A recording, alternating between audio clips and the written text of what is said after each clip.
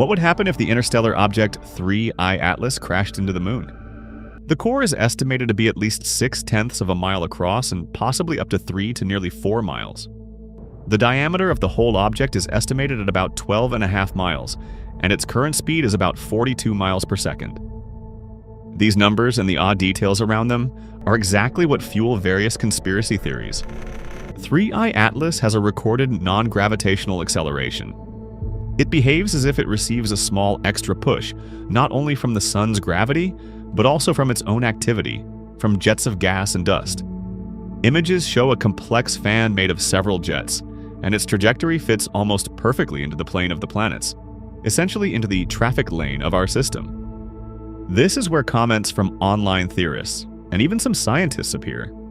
Avi Loeb, an astrophysicist from Harvard, has already listed 9 anomalies of 3I Atlas and said honestly, yes, most likely it is a natural comet.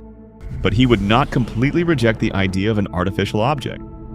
In internet discussions, this instantly turns into, the jets are engines, the object is performing controlled maneuvers behind the sun, NASA is hiding information and not publishing new images. The most popular scary idea is this: a microscopic change in speed of just a few inches per second near perihelion would be enough for its hyperbolic orbit to bend slightly, so that months later it would cross the moon's orbit instead of flying away. Let's mentally accept this hypothesis and imagine that the incredible actually happened, and 3I Atlas really entered a trajectory that leads to a collision with the moon. At the moment of impact, we would have an icy, rocky core with a diameter of about 3 miles, striking the moon at a speed of about 40 miles per second. Its mass is on the order of tens of trillions of tons, and its kinetic energy is comparable to, or slightly lower than, that of the asteroid that wiped out the dinosaurs on Earth. About 10 to the power of 23 joules, meaning tens of millions of megatons of TNT. What happens at the moment of impact? In a fraction of a second, the impact site flashes brighter than the sun. The ice and rock of both the comet and the moon vaporize, forming a fireball and a shockwave that travels through the entire lunar crust. A new giant basin forms, a crater hundreds of miles wide comparable to the lunar seas on the visible side of the moon. Part of the molten rock is ejected outward and freezes into bright rays, similar to the rays of the Tycho crater. Up to 10 to 20% of the ejected material reaches speeds higher than the lunar escape velocity, which is about 1.5 miles per second, and escapes into near-Earth space. The rest falls back in a series of repeated debris. Rains, triggering a chain of lunar earthquakes, or more accurately, moonquakes. How would this impact affect Earth? The moon does not crack apart. Its mass is about 8 times 10 to the power of 19 tons, which is equivalent to about 74 million tons. So even an impact like this changes its speed by only fractions of a thousandth of an inch per second. In the orbit and rotation of the Earth-Moon system, this is almost unnoticeable. There will be no lost moon and no sudden disruption of tides. Tides on Earth depend on the moon's mass and its distance. The moon provides the main contribution, and the sun adds about half as much. Even if the moon loses a millionth of its mass as debris, the height of the tides would also change by a millionth, just a few tenths of an inch, which can only be detected with instruments, not by standing on a beach and looking at the water. The real danger is the cloud of debris. Some of the lunar material and fragments of 3I Atlas enter Earth orbit. For a while, we may get a thin, dusty ring, or a swarm of mini satellites around our planet. At night, the moon and the space around it would appear noticeably brighter, almost as if it had developed a faint tail. When the orbits of these fragments begin to intersect Earth's orbit, the planet will experience extremely powerful meteor showers. Most particles will burn up in the atmosphere, creating spectacular star rain displays. But larger fragments tens or even hundreds of yards across may reach the surface and cause local disasters. In orbit, it will be absolute chaos for satellites. Micrometeoroid strikes, malfunctions, loss of spacecraft, higher risk for the ISS and any future stations. The development of near-lunar space would also be set back, since new missions would have to wait until most of the debris swarm disperses. The moon itself would become a different world after such an event. A fresh giant crater, a new layer of regolith, and possibly an updated network of fractures and ancient lunar seas deep below the surface. But the moon would survive. It would remain in orbit and continue to control Earth's tides and nighttime illumination, almost exactly as it does now. So the idea that 3i Atlas will knock the moon out of orbit is, for now, only fuel for conspiracy theories and clickbait. Real calculations show that the object will pass by and poses no threat to either Earth or the moon. But if one day a similar interstellar visitor truly takes aim at the moon, the spectacle would be unbelievable. And it would absolutely change the history of human space exploration, even if the tides on the beach stay exactly the same. In 2017, astronomers at a Hawaiian observatory spotted something incredible, an object hurtling through our solar system at 196,000 miles per hour. It wasn't following the path of any known comet or asteroid.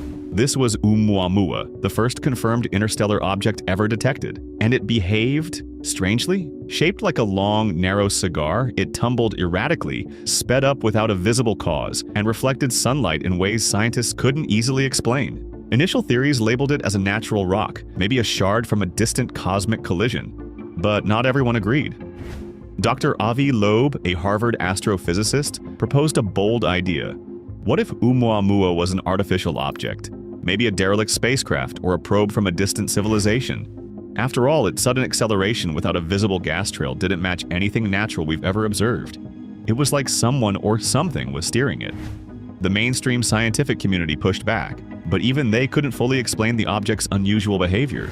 No telescope managed to snap a clear picture before it disappeared back into deep space, leaving us with nothing but data and guesses. Some say it was just a rock behaving oddly. Others wonder if it was a lost message in a bottle from an intelligent race beyond our reach. One thing is clear: if Oumuamua was a visitor, it slipped past us quietly, offering just the briefest hint that we are not alone. So, back in 2017, a discovery near Nazca, Peru, sent shockwaves through both the archaeological and UFO communities. Researchers revealed what they claimed were mummified bodies, small humanoid figures with these elongated skulls, and, get this, only 3 fingers on each hand and foot. These weren't just ancient human remains altered by nature, nope. CT scans, X-rays, and DNA tests showed something much stranger. Internal organs were intact, and the bones were structured in a way never seen in known species. Now, skeptics rushed to call it a hoax, but teams of doctors and scientists who examined the bodies argued otherwise. The most famous of the mummies, nicknamed Maria, measured just under 5 feet tall and had features that didn't match human anatomy. Carbon dating placed the remains at over 1,700 years old way before modern tampering could explain it away. Even the Peruvian government launched an investigation into the findings, treating the case seriously instead of just dismissing it outright. Were these beings visitors who crash-landed centuries ago, mistaken for gods by ancient people? The desert of Nazca is famous for its mysterious lines, massive geoglyphs only fully visible from the sky. Maybe those giant drawings weren't for human eyes at all. Maybe they were a landing guide visible only from above. And speaking of strange objects that don't seem to fit any logical explanation, another case closer to home left even scientists scratching their heads. In 1974, a family in Jacksonville, Florida, stumbled upon something that would puzzle experts for decades. While surveying damage from a wildfire, the Betts family found a shiny, metallic sphere, perfectly smooth and about the size of a bowling ball. Curious, they brought it home, and that's when things got weird. The sphere would roll on its own, seemingly defying gravity. It reacted to music, moving and vibrating as if alive. Scientists from the US Navy, engineers, and even researchers from NASA studied the sphere. Their findings? The object contained multiple internal magnetic poles and responded to external energy sources in ways that didn't match any known technology. It wasn't a simple piece of scrap metal, yet no one could explain where it came from or who made it. Theories ranged from lost military tech to something much more exotic, an alien probe accidentally left behind. Even decades later, the Betts sphere remains a mystery. Some say it vanished during further government testing. If it was truly alien, it could have been the first physical evidence of visitors we still barely understand, hiding in plain sight inside a suburban home. And if strange objects could turn up on our doorstep, what secrets were being kept behind closed doors during the Cold War? Most people know about Area 51 and Roswell, but few realize that the Soviet Union might have had its own alien encounters, hidden deep in classified archives. In the 1990s, footage surfaced claiming to show a secret KGB operation. an autopsy on a humanoid being recovered from a crash site in Sverdlovsk, Russia in 1969. The black and white film shows military officers in full hazmat suits performing a detailed examination on a small, non-human body. Unlike Hollywood special effects, the body looked disturbingly real, fragile limbs, large head, and anatomy that didn't fit any known creature on Earth. The film also shows the crash wreckage, a disc-shaped craft half buried in the ground, surrounded by debris and soldiers. Whether the footage is authentic or an elaborate deception remains a heated debate, but experts analyzing the materials noted details that would be hard for amateurs to fake at the time. The Cold War was a time of intense secrecy, and if extraterrestrial technology really crashed behind the Iron Curtain, it's no wonder it stayed hidden for decades. Some theorists even believe both US and Soviet officials made secret agreements to keep alien encounters quiet, fearing the societal shock that disclosure could bring. If that's true, what else might still be sitting in old archives, waiting to be uncovered? And sometimes proof doesn't come in dusty reels of film sometimes, it's captured by ordinary people with nothing more than a camera. So, back in 1990, two hikers near Calvania, Scotland, spotted something extraordinary in the sky, a massive, diamond-shaped craft just hovering silently above the landscape. Acting quickly, they snapped a photo, and that picture would eventually be called the clearest UFO photograph ever captured. The image shows not just the strange object, but also a jet fighter nearby, almost like it was escorting, or maybe even investigating this unknown visitor. For years, the photo disappeared into classified government archives under Britain's Ministry of Defense. Later on, whistleblowers revealed that officials were honestly stunned by the clarity and sheer size of the object. Some witnesses even said it measured up to 100 feet across. Despite some pretty intense investigation, no earthly explanation ever surfaced. It wasn't a weather balloon. It wasn't secret military technology. It was something else. When the photo finally got declassified decades later, it reignited debate all around the world. I mean, why suppress a simple photograph if it was harmless? Why scramble jets if it was just a misidentified object?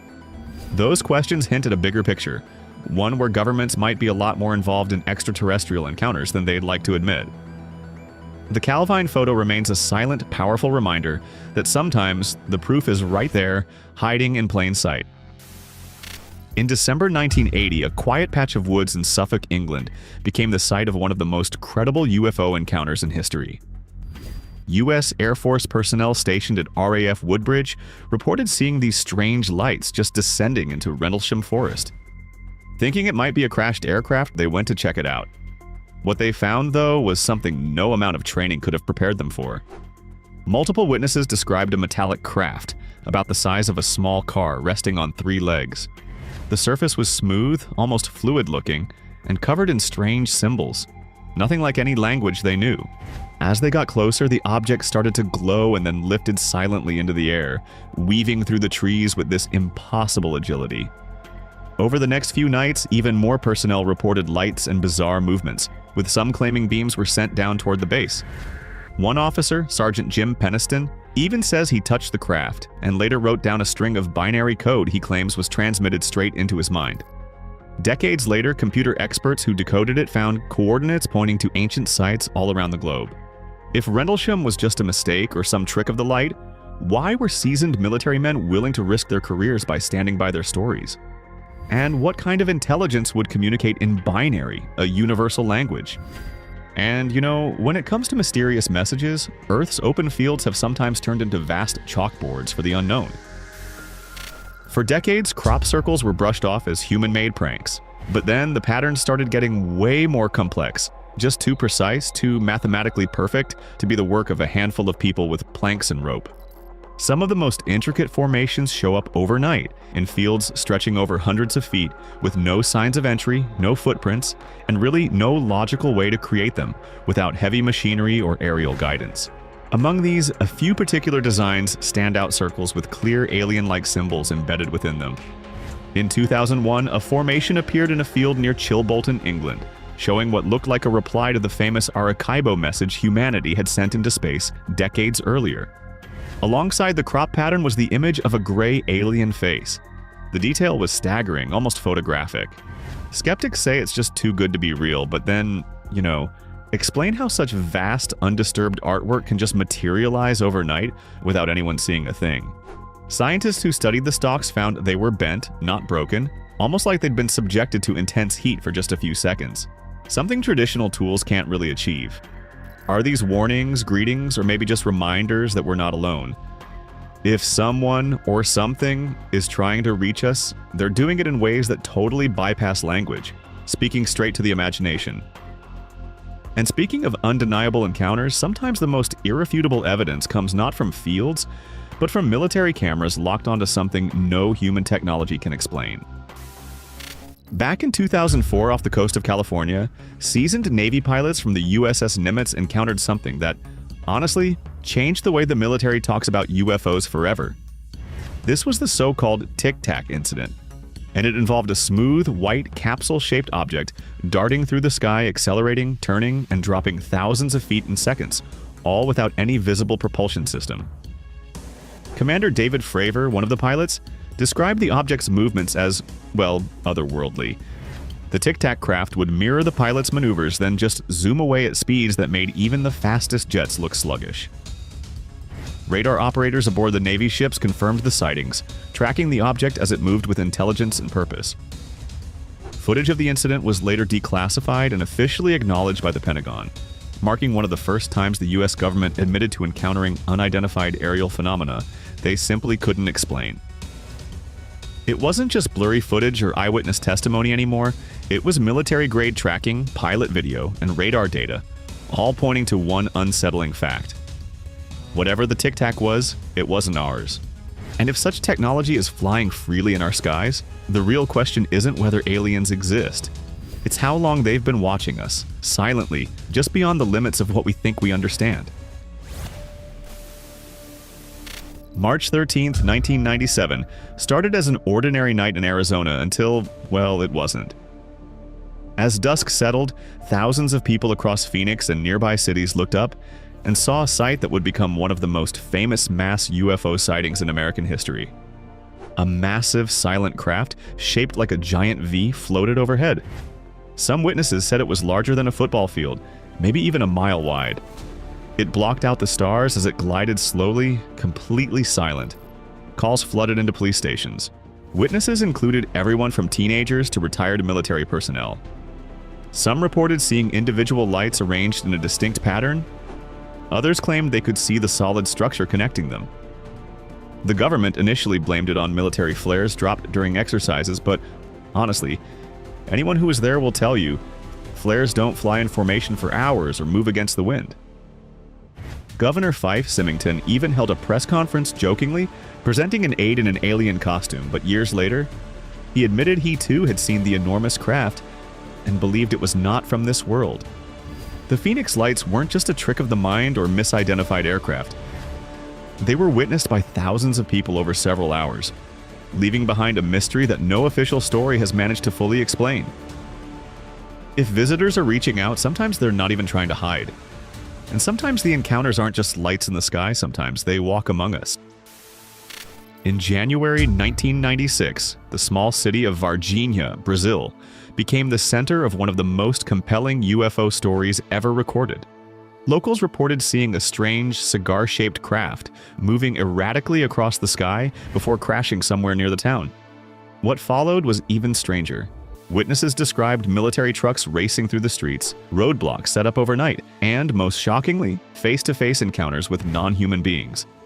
3 young girls claimed they stumbled across a creature crouched against a wall, small, thin, with leathery brown skin and massive red eyes that seemed almost desperate. More residents came forward describing similar sightings. Even local firefighters were allegedly called in to capture one of the beings alive. Hospitals were suddenly placed under military control, and tight-lipped officials brushed off questions with hurried denials. Over the years, leaked documents, deathbed confessions, and persistent eyewitnesses have kept the story alive. Some former officials now hint that something truly unexplainable was recovered that night. Maybe it wasn't just a craft that fell from the sky, maybe something inside survived. If Varginha taught us anything, it's that some encounters aren't glimpses through a telescope or lights flickering overhead. Sometimes, visitors from beyond come crashing straight into our world and leave footprints behind. In a quiet corner of Zimbabwe, something happened that still sends chills through anyone who hears it. The year was 1994. The place? Ariel School, a small private elementary school nestled near the edge of the African bush. It was a bright, cloudless day, and during recess, 62 children between the ages of 6 and 12 were out playing in the schoolyard. And then they saw it, something hovering above the trees, a silver, disc-shaped craft that didn't belong in any classroom or textbook. The object landed or floated near a patch of wild grass just beyond the fence. What happened next is what turned this from a simple UFO sighting into one of the most credible alien encounter cases in modern history. Several of the children said beings emerged from the craft. Not tall and monstrous, but small with long limbs, oversized black eyes, and thin mouths. What struck the children most wasn't just how the beings looked, but what they felt. Some described receiving messages through their minds. No words were spoken, but thoughts were shared. Warnings, feelings about the future. Messages about how we treat the Earth. When teachers returned, they found a group of panicked and wide-eyed children talking over one another. Some were crying, others trying to draw what they had seen. The drawings were eerily similar. Interviews followed. Researchers, psychologists, even Harvard psychiatrist Dr. John Mack, who had never believed in aliens before, interviewed the children. Their stories never changed. They didn't seek fame. They weren't coached.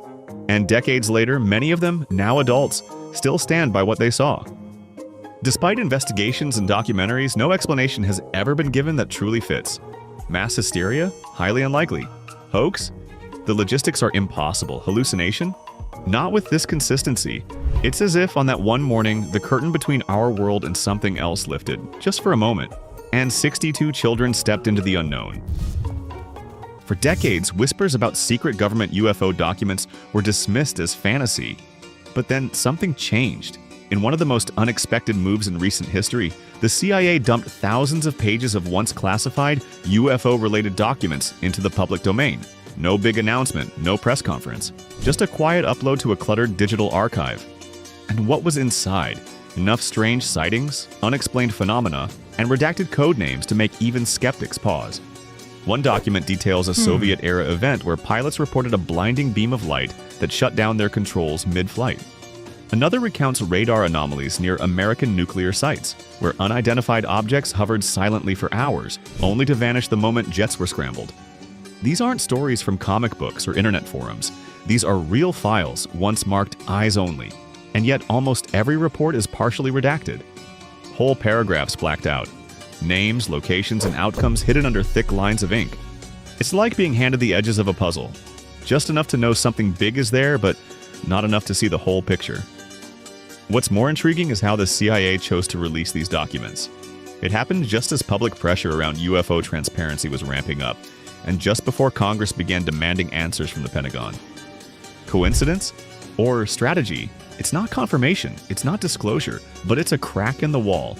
Proof that governments were not only aware of the phenomena, but deeply invested in understanding it. And maybe, just maybe, still are. Because while these files may be declassified, the questions they raise are more classified than ever. It started with a crash, at least that's what people heard. A loud boom over the hills near Varginha, a small city in southeastern Brazil. The date was January 20th, 1996. What followed was one of the strangest and most persistent UFO stories ever to emerge from South America. Some call it Brazil's Roswell, but this one might be even more bizarre. The figure was humanoid, but not human.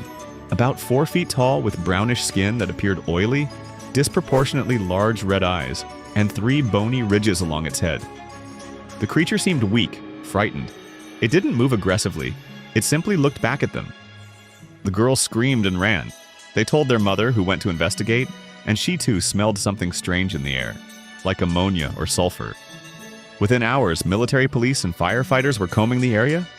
Eyewitnesses claimed to see a creature being taken away, covered in a sheet, by soldiers in hazmat suits. The following day, another similar being was reportedly captured alive. A local military officer, Marcos Cariz, was said to have touched it and died mysteriously days later from a sudden infection. Officially, his death had nothing to do with aliens, but many still doubt that explanation. Then came the denials. The Brazilian military said the creature was just a mentally ill, homeless man covered in mud. But that didn't explain the military presence, the roadblocks, the secretive flights out of a nearby airbase. Even air traffic control operators admitted a strange craft entered Brazilian airspace the day before, and then vanished. Over the years, more witnesses came forward. A hospital worker who saw foreign-looking doctors examining something small and non-human. A local zoo employee who claimed several animals died suddenly after that week. Leaked documents and anonymous testimonies only deepened the mystery. It's never been officially confirmed. But something happened in Varginha, something the military doesn't want to talk about. Whether it was a crash, a retrieval, or something stranger, the town was never the same. Today, there's even a statue in the city shaped like a flying saucer, right at a traffic circle, as if to say, we saw it, we remember, even if no one else believes it. They've walked in space, orbited Earth, and stared into the void longer than most of us ever will. And yet some of the most intriguing UFO testimonies have come not from civilians, but from astronauts. These aren't rumors. These are public statements, interviews, and even mission transcripts from men who've been to the edge of space. Former NASA astronaut Gordon Cooper, one of the original Mercury 7, spoke openly about seeing a saucer-shaped craft land at Edwards Air Force Base in the 1950s. He submitted a report to the Pentagon. His footage? Never seen again. Decades later, Apollo 14's Edgar Mitchell went even further. He didn't just say UFOs were real, he claimed high-level officials knew it, that some craft were not from Earth. Mitchell had walked on the moon, he knew the protocols, and yet he was certain we weren't alone. There are also strange moments from space missions themselves. During Gemini 7, astronauts reported seeing bogies, a term military pilots use for unknown objects. In Apollo mission recordings, certain code words were used when something unexplained appeared outside the craft. Even on the International Space Station, live feeds have shown metallic objects darting across the blackness just beyond Earth's atmosphere. NASA usually blames debris, but not everyone is convinced, and then there's James McDivitt. During Gemini 4, he saw what he described as a white cylindrical object with arms sticking out while orbiting Earth. He snapped a photo. NASA published it, but said it was just reflections. Except McDivitt didn't agree. He knew what sunlight looked like from orbit. This was different. Most astronauts are cautious. They're trained not to speculate. But when men who've traveled to space say something strange is out there, people listen. Not because they want to believe, but because these are people who've seen Earth from above and spotted something else in the dark. It was just one frame, a still pulled from drone footage during a routine reconnaissance mission over Mosul, Iraq. But what it showed changed the tone of the UFO conversation again. Hovering silently in the sky, a perfectly spherical metallic object, later dubbed the Mosul Orb. This wasn't a blurry cell phone clip. It was US military-grade footage captured in broad daylight by a drone operator. The sphere had no wings, no rotors, no heat signature. It didn't fall, it didn't glide, it floated, and just as suddenly, it disappeared. The image was leaked and confirmed by investigative journalist Jeremy Corbell, who has worked closely with former military and intelligence insiders. The Pentagon hasn't denied its authenticity, they just haven't explained it, which is becoming a pattern. Analysis of the object showed no obvious propulsion system. It wasn't a balloon, too symmetrical, too solid. It wasn't a bird, missile, or camera glitch. The orb had mass, shadow, presence. Some insiders claimed it was part of a larger pattern of metallic orbs seen near combat zones around the world. And if that's true, the question becomes, why there? US intelligence agencies refer to these kinds of objects as UAPs, unidentified anomalous phenomena. It's a sterile term, but it masks the reality. They don't know what they're dealing with. And if these orbs are appearing near military hotspots, it suggests someone or something is watching closely. The Mosul orb wasn't dramatic. No abductions, no lasers, just an impossible object, calmly floating through restricted airspace in a war zone. Sometimes the quietest moments are the loudest. It started with a routine weather scan. But what popped up on radar that day above Washington, D.C. wasn't a storm. It was something else. Something shaped like a perfect 5-point star, stationary and pulsing. Meteorologists thought it was a glitch, but the object stayed for over an hour. Screenshots began surfacing online. Bright green radar blips in the unmistakable shape of a star directly over the U.S. Capital. Amateur weather watchers, air traffic experts, and conspiracy forums lit up. Theories ranged from drone swarms to atmospheric experiments, but no one could explain the geometry. Radar returns don't make clean shapes like that unless something physical causes them. The object didn't appear on civilian aircraft radar. Commercial pilots flying over the region that day reported nothing unusual visually, but the meteorological community was baffled. Satellite data cross-referenced with weather balloons showed no activity in that exact air column. Official agencies didn't say much. One anonymous source inside the FAA reportedly told a journalist, "We've never seen a return like that." Some speculated it could have been electronic interference, except that would have affected multiple systems. It didn't. In the dense woods between two NATO bases in Suffolk, England, something extraordinary happened.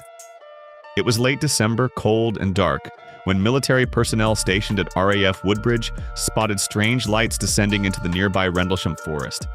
Thinking it might be a downed aircraft, they went to investigate.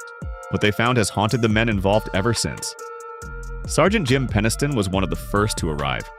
He later described a metallic craft with strange symbols etched into its surface, like hieroglyphs, but not from any known language.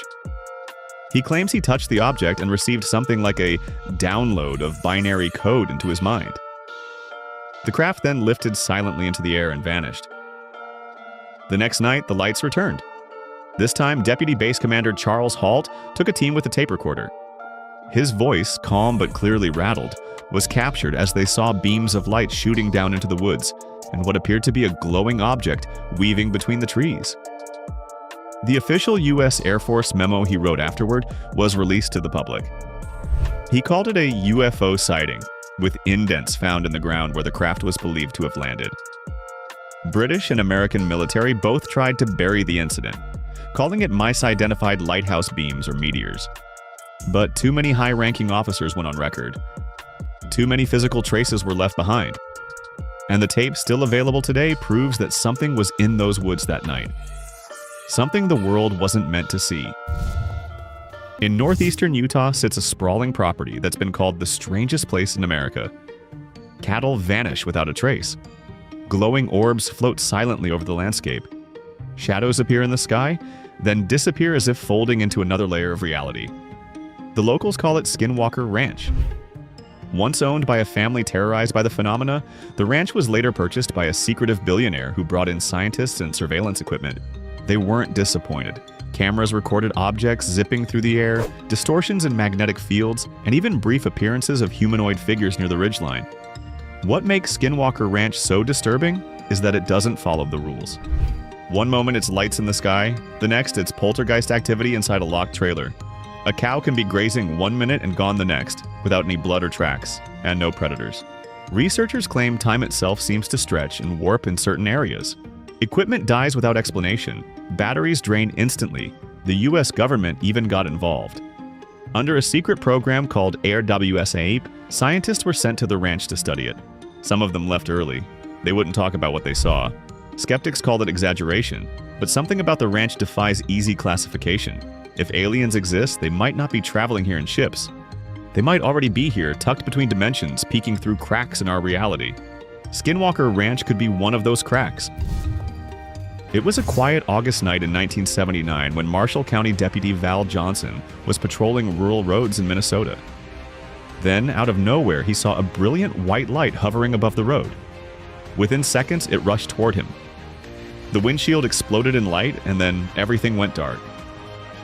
When Johnson woke up, 39 minutes had passed. His car was in a ditch.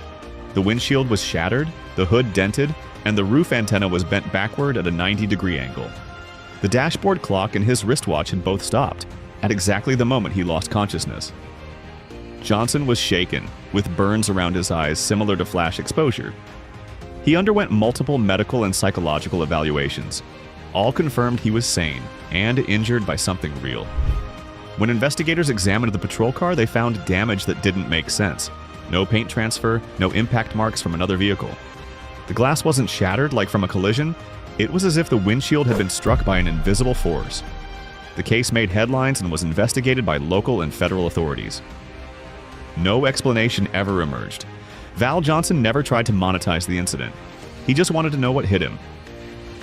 It remains one of the most compelling law enforcement encounters with a UFO, complete with physical evidence, verified injury, and a veteran officer who never changed his story. Long before satellites and smartphones, before telescopes and telescopic lenses, ancient civilizations were already carving strange figures into stone. In the temples of Palenque in Mexico and Abydos in Egypt, these carvings have stirred endless debate. Were they religious symbols, artistic expressions, or something much harder to explain? In Palenque, the famous sarcophagus lid of King Pakal shows what appears to be a man sitting inside a mechanical device, his hands manipulating levers, his feet on pedals, flames or smoke emerging from behind. To ancient astronaut theorists, it looks uncannily like a pilot in a spacecraft. Traditional archaeologists say it's a symbolic representation of Pakal's journey to the afterlife, but the resemblance is hard to ignore. Then there's Abydos. Deep within an Egyptian temple are carvings that appear to show a helicopter, a tank-like vehicle, and something resembling a futuristic aircraft.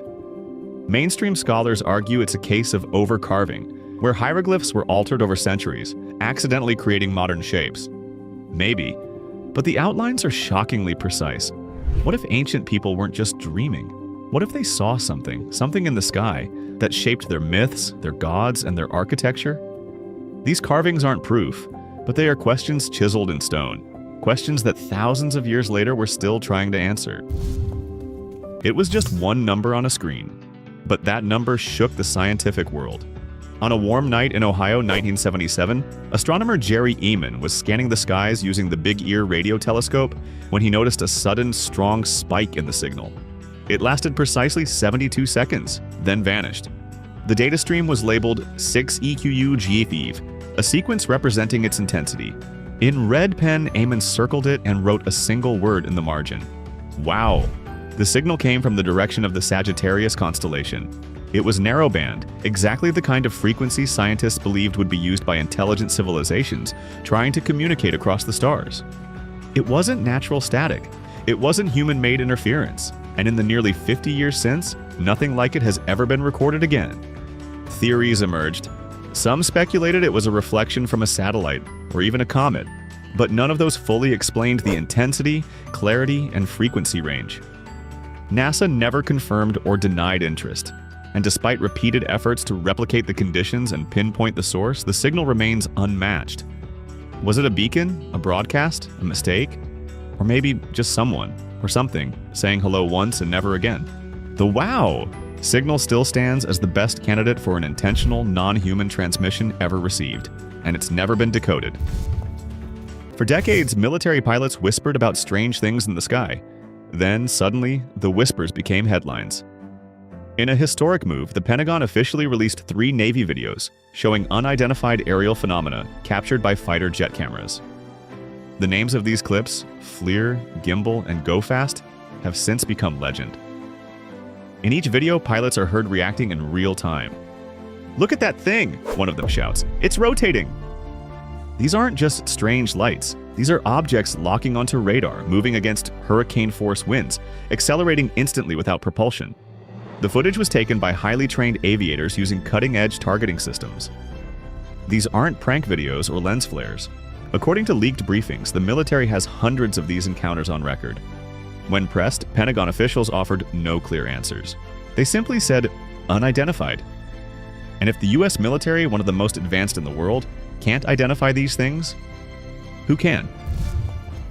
Before radar, before jets, even before photography, there was the Utsuro Bune. The story dates back to 1803, when Japanese fishermen spotted a strange craft. It was shaped like a rounded dish, metallic and covered in glass-like panels. Inside sat a pale woman with red hair. She didn't speak Japanese. She didn't resemble any known culture.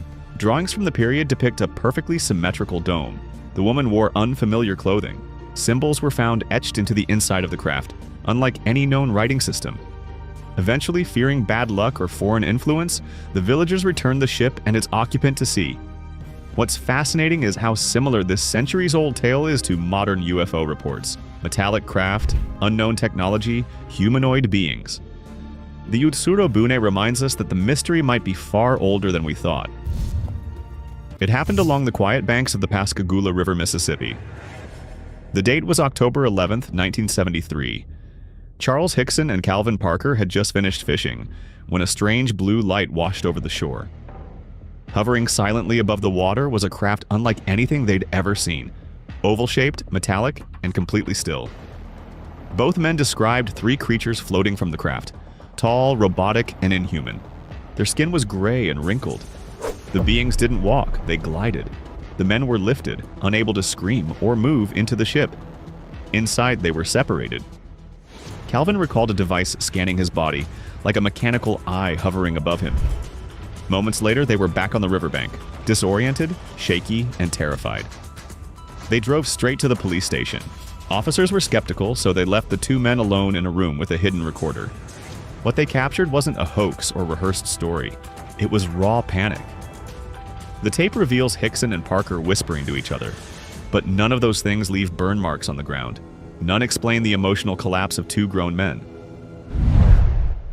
If you think the idea of aliens visiting Earth is something that only belongs in movies like Arrival or Men in Black, think again. Thousands of years before flying saucers hit the headlines, ancient Sumerians living in what's now modern-day Iraq were already creating images that look eerily familiar. Among their most curious artifacts are small statues, crafted with stunning detail that seem to show beings with large, slanted eyes, elongated heads, and thin, almost frail bodies. Sound familiar? They look almost exactly like the grays that pop up again and again in modern UFO reports. These figurines aren't random either. They were found buried with care, suggesting they had some sacred or vital role in Sumerian society. Some scholars suggest they represented gods, but the strange features just don't match any known human form. What's even more chilling, some of the oldest written records we have, the cuneiform tablets from Sumer, describe powerful beings called the Anunnaki, said to have descended from the heavens to influence humanity. Some conspiracy theorists argue that these weren't gods in the mythological sense, but actual visitors from another planet. According to these theories, the Anunnaki didn't just appear, they engineered parts of early human civilization, teaching farming, architecture, and law. This idea might sound wild, but the strange precision and advanced themes found in Sumerian culture have puzzled historians for decades. How did a civilization over 6,000 years ago leap from primitive farming to complex cities with sewage systems and astronomical knowledge? It's a question that still doesn't have a clear answer. Could contact with something or someone not of this world have given them the boost? The desert town of Socorro, New Mexico isn't the first place you'd expect something extraordinary to happen. But in 1964, it became one of the most famous sites for a close encounter of the second kind. Lonnie Zamora, a local police officer, was chasing a speeding car when he saw a flash in the sky. He turned off the highway and followed the glint to a rocky gully, where he stumbled upon something straight out of science fiction.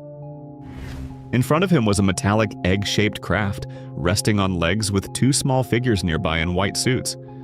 Before he could get closer, the craft lifted off silently and vanished into the sky. What makes Zamora's sighting stand out is not just his reputation. He was known as a serious, no-nonsense cop, but also the physical evidence left behind. Investigators found scorched bushes, crushed rocks, and landing marks precisely where Zamora described. Even government investigators couldn't easily dismiss it. Some officials tried to write it off as a hoax or a secret military project, but none of those explanations really fit. The burn patterns and impressions weren't consistent with any known aircraft of the time. The Socorro incident still sits at the top of Project Blue Book's list of unexplained cases. It makes you wonder if beings from somewhere else really are visiting Earth.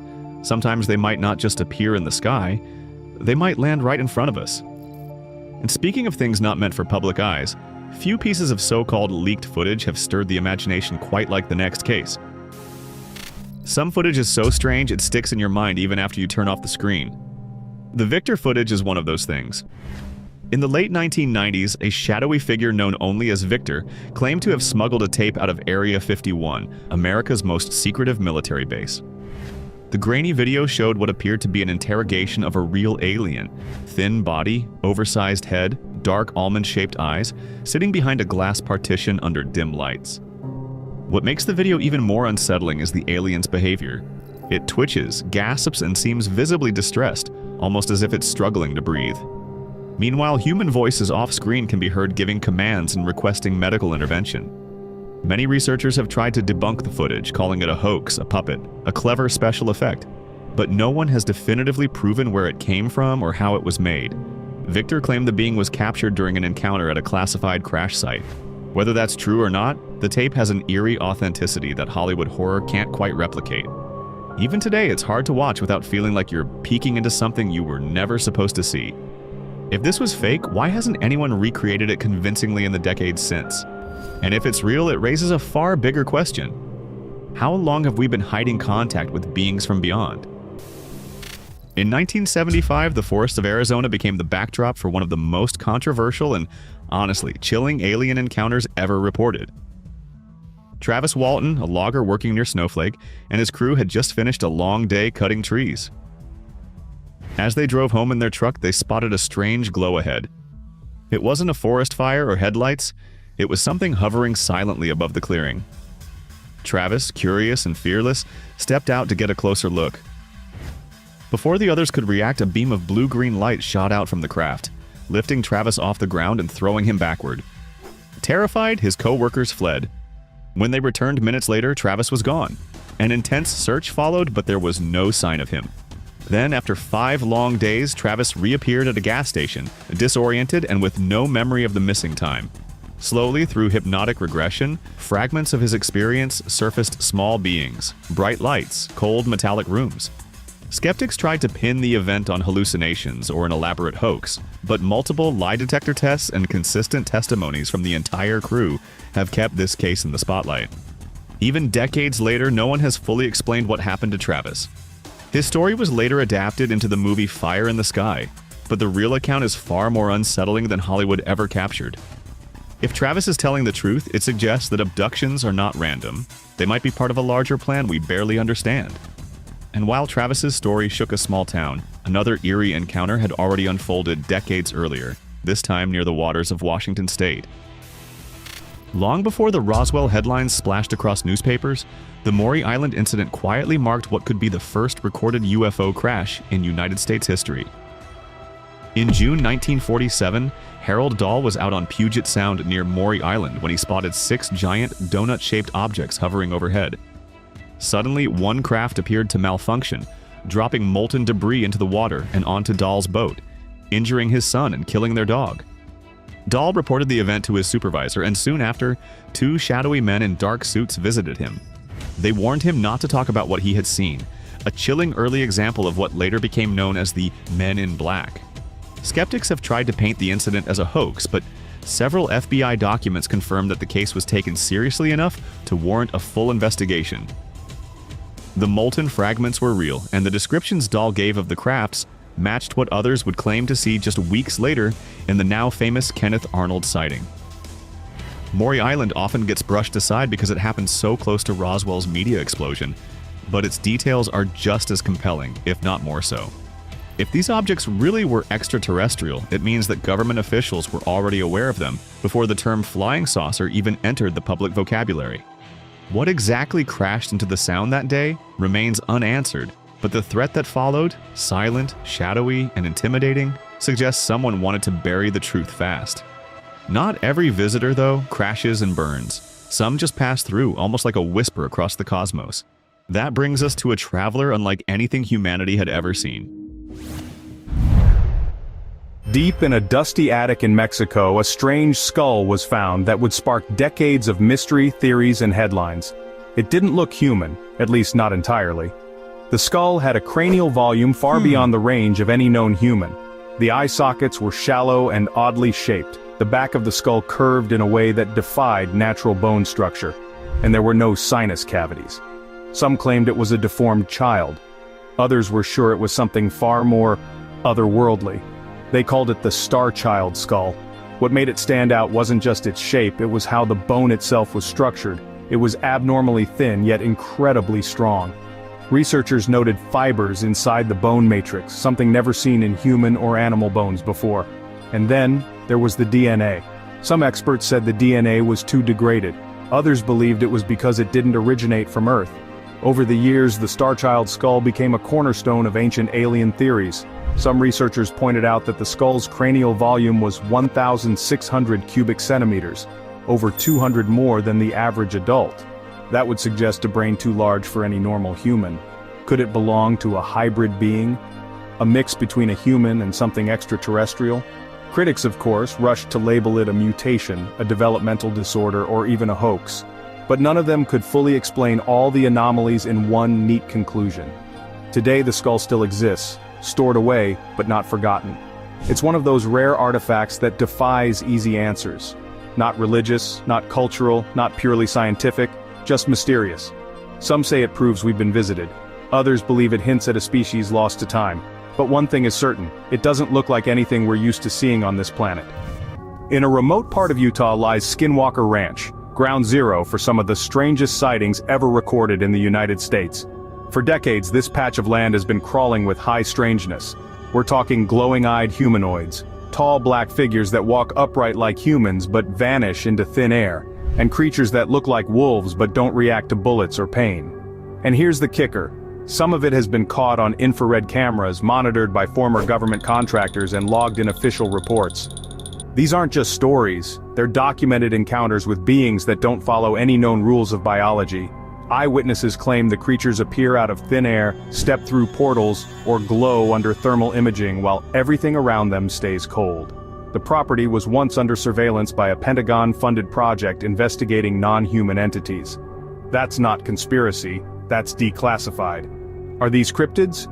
Or are we looking at something else entirely? Something not from this world or maybe even this dimension? You'd expect something like this in folklore, but the Fiji mermaid actually existed and was exhibited.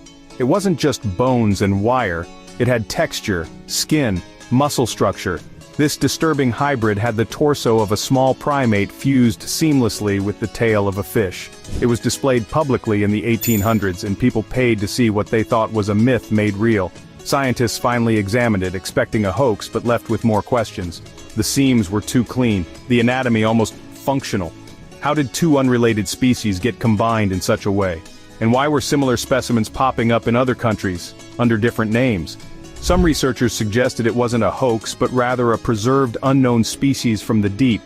What if these things weren't man-made but discovered?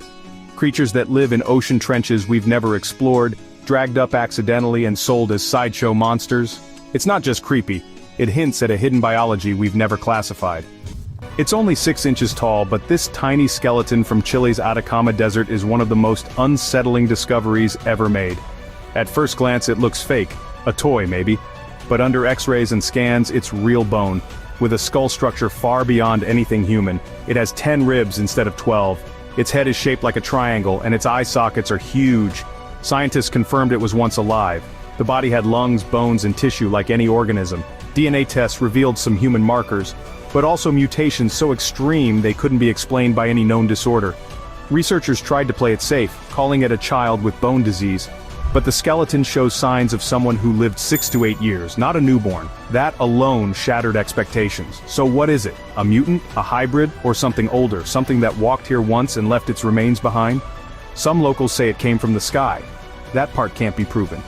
But what can be proven is that this being once lived, and it still doesn't fit into any known branch of the human family tree.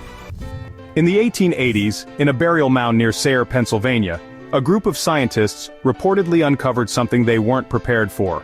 Human skeletons over 7 feet tall, with bony protrusions above the brows that looked exactly like horns. At first it sounded like a tall tale, but these weren't just rumors.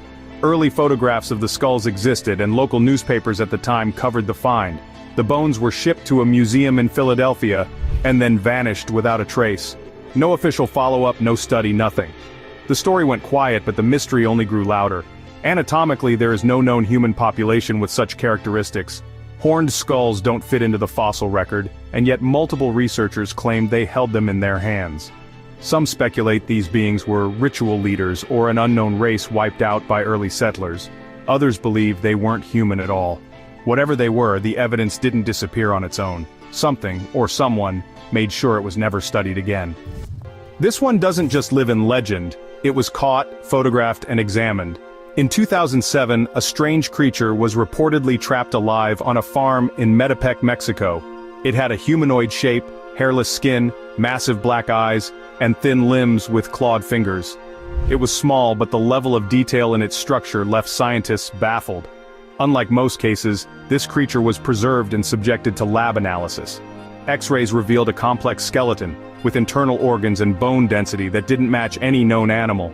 DNA samples were taken, but the results were confusing. Some strands matched known species, but others didn't match anything at all. The story got stranger when the man who allegedly captured the creature died soon after in a suspicious fire. Some said it was coincidence. Others believed the incident was silenced.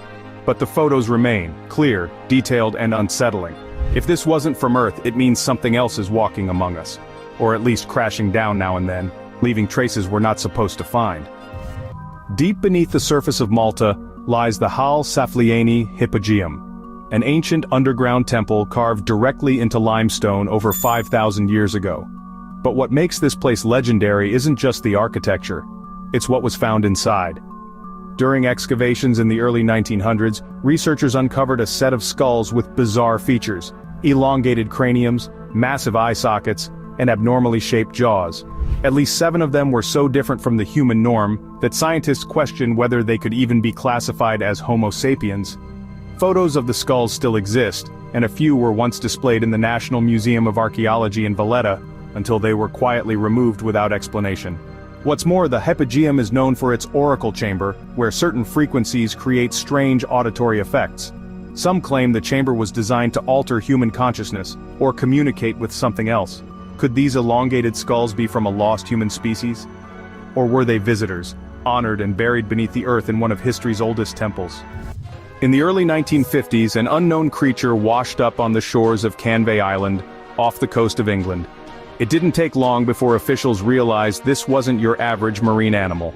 The creature had reddish, leathery skin, protruding eyes, and 2 thick legs with hoof-like feet. No fins, no gills. And unlike most sea creatures, it had lungs. Another body showed up in 1954, looking almost identical, yet no known sea species matched the anatomy. British authorities documented the incident and took photographs, but no formal explanation ever followed. The remains were reportedly sent for analysis, and then, nothing. Theories started swirling. Some said it was a mutated anglerfish, others thought it was a secret military experiment gone wrong. But the real question is, what was it doing on land? A sea creature with legs and hooves built to walk instead of swim. If it wasn't a hoax, and nothing credible ever proved it was, then we're left with a chilling possibility. Some of the things that live in the ocean weren't made to stay there forever. In April 1977, the Japanese fishing trawler Zuiomaru was cruising near New Zealand when its nets pulled up something truly bizarre. A massive, rotting creature that shocked the entire crew. It measured over 30 feet long, had 4 large paddle-like fins, a lengthy neck over 5 feet, and a small, oddly shaped head. The carcass didn't resemble any known fish, mammal, or shark. In fact, it looked disturbingly similar to a plesiosaur, an aquatic reptile believed to have gone extinct around 65 million years ago. The crew took multiple high-resolution photographs, sketches, and even samples of the tissue before releasing the stinking mass back into the ocean to save their catch from contamination. When the photos reached Japan, the media exploded with headlines like "New Dinosaur Found" and "Sea Monster Discovered." Scientists from Tokyo and Yokohama universities examined the tissue samples and found unusual collagen fibers that didn't match common marine life. Some skeptics argued it was a basking shark in decay, but that explanation failed to account for the long neck and lack of dorsal fin. Others noted that basking sharks don't have vertebral structures matching what the crew described. This wasn't just a curiosity, it was physical evidence of something unknown, something ancient. If this creature wasn't from the fossil record, then it might be part of a living one, a real sea dragon briefly brought to light, then lost back to the depths. In April 1977, a series of late-night sightings in the quiet town of Dover, Massachusetts, launched one of the strangest creature reports in American history. Over a span of just 2 days, multiple teenagers claimed to have seen a pale, hairless humanoid crawling along stone walls and wooded roadsides. Its skin was described as peach-colored and rubbery, with a bulbous, oversized head and enormous, glowing orange eyes. The creature was only about 3 to 4 feet tall, with spindly limbs and no visible ears, nose, or mouth. What made these accounts different from typical urban legends was how consistent the witnesses were. None of them knew each other, yet their descriptions matched perfectly. Police took the reports seriously enough to document them, and the original eyewitness sketches still exist today. Experts have ruled out animals like foals, monkeys, or escaped pets. The creature didn't move like anything native to New England. It wasn't aggressive, just eerily out of place. like it had wandered into the wrong reality. Paranormal researchers have connected the Dover demon to potential extraterrestrial visitations, pointing to its striking resemblance to the classic gray alien often reported in abduction accounts. If that's true, then what was it doing in the woods of Massachusetts that spring night? Some suggest a scouting entity, others think it was an accidental slip between dimensions. Whatever it was, the Dover demon appeared, was seen by credible witnesses, and then vanished, leaving behind only questions and a few chilling sketches. A few years ago, wildlife researchers set up motion-activated cameras deep into Germany's forest. They expected deer or wild boar. What they caught was something else. One photo, snapped just after 2 a.m., showed several pale, hairless humanoids with huge black eyes and thin, bony bodies. They stood upright in a clearing, facing the camera, almost as if they knew they were being watched. Locals called them the Watchers. Some said they looked amphibious, others swore they matched creatures seen in deep-sea sub-footage. The full footage vanished. Only a few leaked frames remain, and the team who captured them never returned. Since then, strange noises echo through the forest at night, like footsteps, from something that isn't supposed to be there.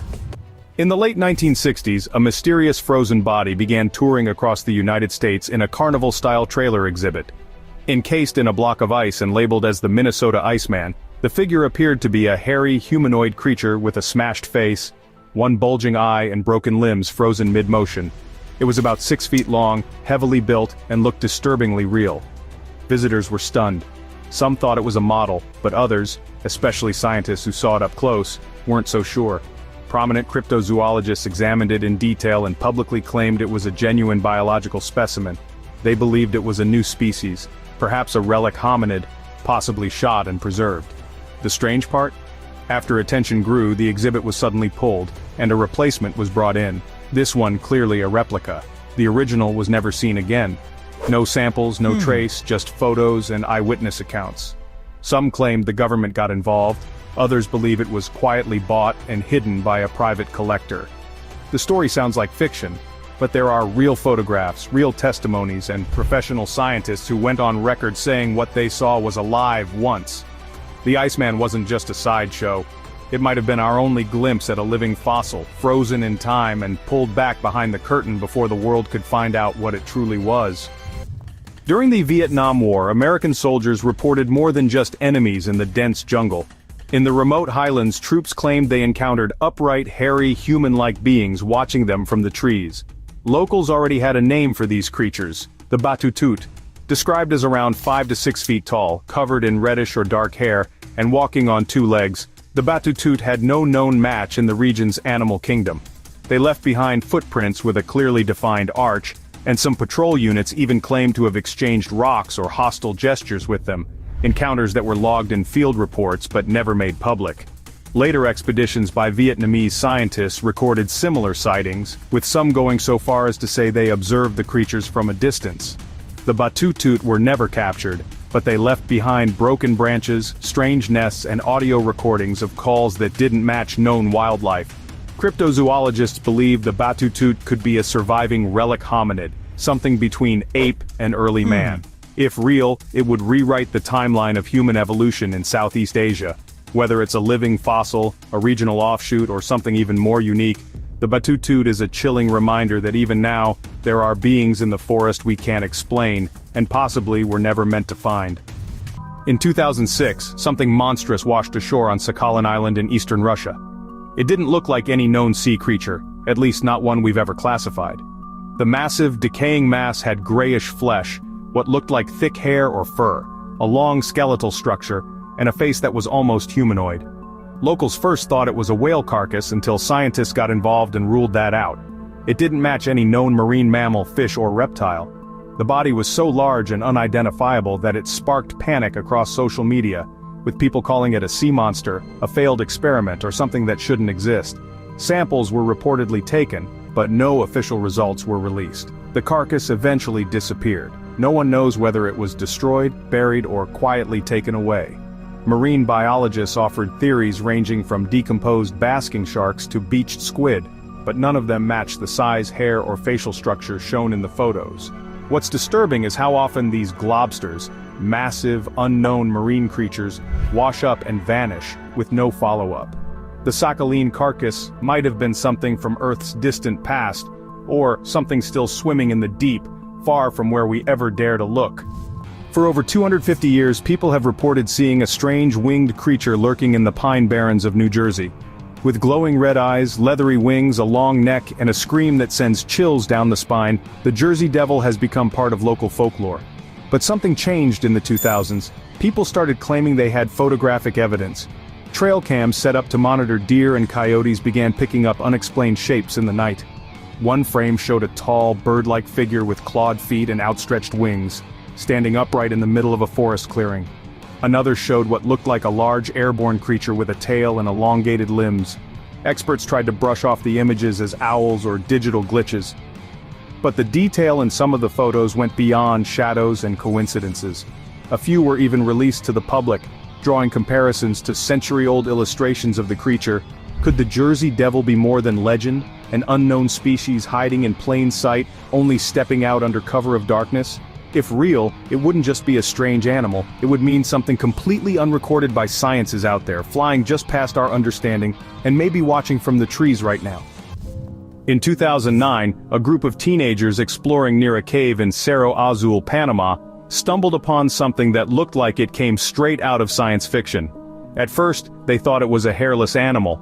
Then it moved. The creature crawled toward them on all fours, its pale, rubbery skin glistening, limbs too long for its body and no fur, claws, or tail, nothing familiar. Panicked, they reportedly threw rocks and fled, later returning to find it lifeless. Photos of the body quickly went viral. It didn't match any known species, not a sloth, monkey, or anything native to Panama. What stood out was the humanoid shape. Its limbs were thin and jointed like ours. Its face was flat, with a recessed nose and a strange mouth, almost human but not quite. Biologists examined the photos and offered theories, maybe a diseased animal, or a decomposing sloth. But none of the explanations matched the creature's features. Its skin was intact. Its structure was wrong. To this day, no official answer has been confirmed. The story faded, but the photos remain, clear, unedited, and deeply unsettling. Whether it was a genetic anomaly, an unknown species, or something even stranger, the Cerro Azul humanoid was seen, photographed, and then gone, like it was never supposed to be found. In 1960, the coast of Tasmania played host to something truly bizarre. A massive, blubbery carcass washed ashore, around 20 feet long, featureless at first glance, until they noticed the strange hair-like fibers covering its body, and a row of jagged, uneven teeth inside what looked like a beak-shaped mouth. It wasn't a whale or anything remotely close. Locals dubbed it a globster, a term used for massive, unidentifiable organic matter that occasionally appears on shores worldwide. But this one was different. It had bones. It had muscle tissue. It had teeth. Scientists at the time examined the creature but couldn't reach a clear conclusion. The flesh didn't match any known marine animal. Some said it resembled an undiscovered type of sea mammal or an ancient predator we believed extinct, and then it vanished. The remains were removed, and like many globsters before and after it, the Tasmanian creature faded into mystery. But the photos survive, grainy but detailed enough to raise questions science still can't answer. If it wasn't a hoax, then something massive and carnivorous may still be hiding in the southern oceans, surfacing only when it's already too late to study. In the deep jungles of Papua New Guinea, villagers have passed down stories of a flying creature they call the ropen. Described as a large leathery winged animal with a long tail and a bioluminescent glow, it's been part of tribal lore for generations. But in recent decades, those stories have been backed up by real sightings, by locals and foreign researchers alike. Some explorers claim to have seen the creature soaring over the treetops at night, its wingspan estimated at over 15 feet. Others captured glowing orbs in the sky, moving in patterns no bird or bat could mimic. The ropen is often described as looking like a living pterosaur, an ancient flying reptile thought to have died out millions of years ago. But sightings have continued, especially around Mount Bell, Umboy Island, and surrounding regions. In one case, a missionary captured a blurred photo of a massive winged form above the tree line. Locals say the creature eats fish, sometimes livestock, and nests in cliffs no human dares to climb. Some believe the ropen is a leftover species from the age of dinosaurs. Others think it's something more advanced, possibly not even native to Earth. Whatever it is, the ropen refuses to be written off as myth. It's been seen, followed, and feared, and it may still be circling above, just out of reach. In 2008, a strange, bloated creature washed up on the beach in Montauk, New York, and set the internet on fire. It had a beak-like snout, exposed teeth, and leathery skin. No fur, no feathers, just something that didn't fit. Experts guessed raccoon, dog, or sea turtle, none of which matched the creature's full anatomy. Then without warning, the body vanished. No lab analysis, no official follow-up, just blurry photos and endless theories. Was it a mutated test subject from the nearby Plum Island research facility? A sea creature we've never cataloged? Or something not from here at all? No one ever proved what it was. That's about it. Do you believe in alien intelligent life? Write in the comments. For more useful information, watch other videos.